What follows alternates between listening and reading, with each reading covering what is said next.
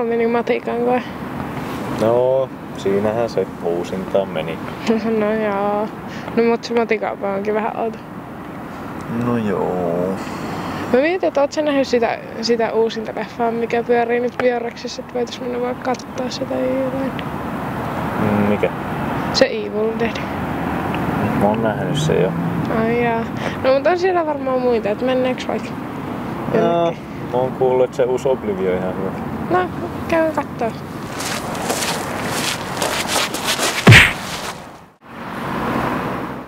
Miksi sä noin teit?